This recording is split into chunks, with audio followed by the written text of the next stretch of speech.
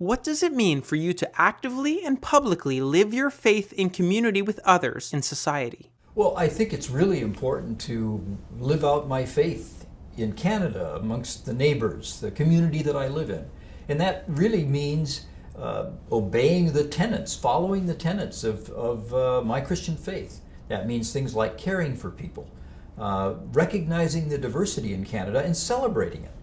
Not simply tolerating people, but respecting people and looking for opportunities to connect. Because I think most people that I encounter in Canada, that's how they want to relate to other people. And I think our faith has to be in the middle of that. How has your faith shaped and inspired your professional and public life?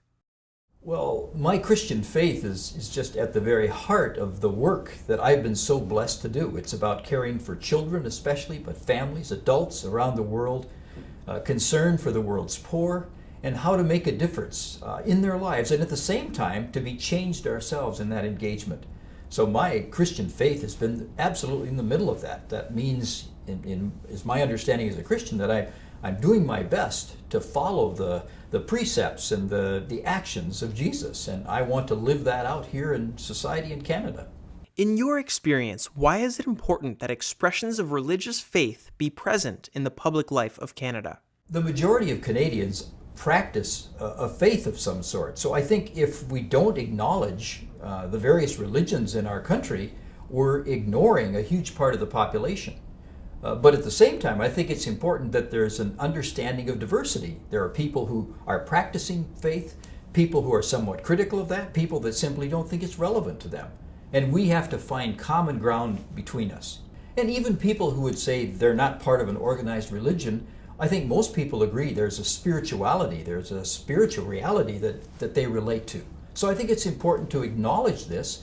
And then I think the desire is, what are the common values, the Canadian values that we can agree on, and we can all join together, whether we're part of a particular religious tradition or whether a person who's more secular simply isn't part of organized religion. I think there's so much in common we still have and so much work to be done, whether we're talking about the challenges of our climate change, of our relationships with the Indigenous community in this country, ongoing poverty in this country, ongoing discrimination to various groups. All of this needs to draw us together as communities so that we can bring the change that's required.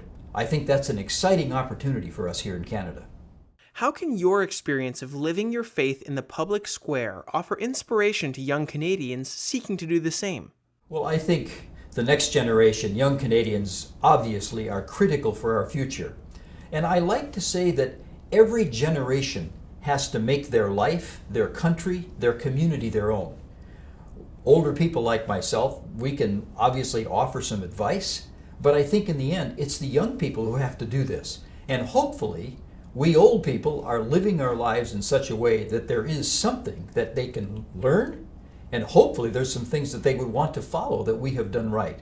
But at the same time, we also have to be very self-critical of ourselves, those of us who are older, and say, what can we learn from the young? What are the changes that they're going to bring that's going to make this a better world? So it's an exciting time, I think, to be alive and to be part of the change and the opportunities here in Canada.